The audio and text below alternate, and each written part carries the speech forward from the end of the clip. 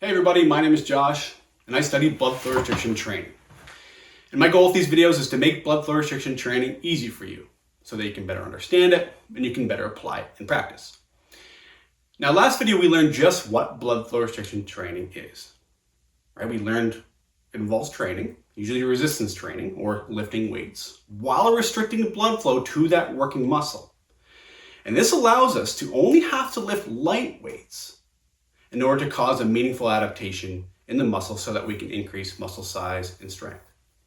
Now, the question you may now have though is, okay, exactly how does this work? How can it be that when I restrict blood flow into the muscle, I only have to lift light weights in order to increase muscle size and strength? Well, to understand this, we have to remind ourselves exactly how a muscle grows. Well, if I want to grow a muscle, I need to activate it. I need to stress it. Okay, and that's exactly what we're doing when we lift heavy weights. Okay, here I have a heavy weight. And I'm going to do 10 bicep curls. Well, by the time I get to the end, by the time I get to rep 7, 8, 9, 10, I'm going to have to recruit almost all of my bicep muscle in order to lift that weight.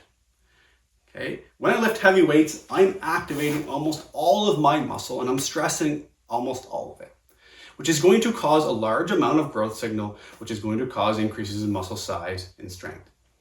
This is not what we're doing with light weights though. Here I have a 2-pound weight. And if I was to do again, 10 reps, well, in order to lift this 2-pound weight 10 times, even when I get to the end, I only really need to activate a small amount of bicep in order to lift this weight, okay? This is not really stressing my muscle, okay? It's not gonna cause a lot of growth signals, not really gonna cause increases in size and strength, okay? But this is where blood flow restriction changes things. If I combine that with blood flow restriction, it's going to change it. Because when I restrict my blood to my working muscle, it's going to fatigue that muscle really quickly. Okay, so when I do blood flow restriction bicep curls, I'm restricting blood to my bicep.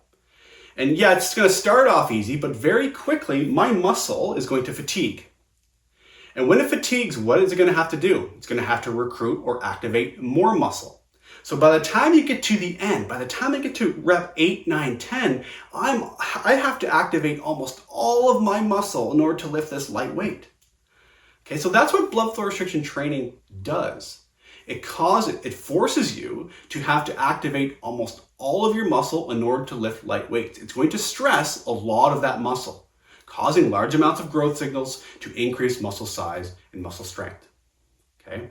That's how blood flow restriction training works. That's how we can see increases in muscle size and strength.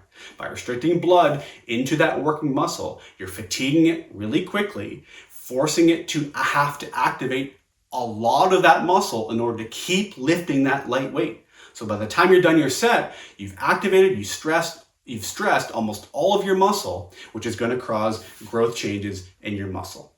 Okay? That's how blood flow restriction training works.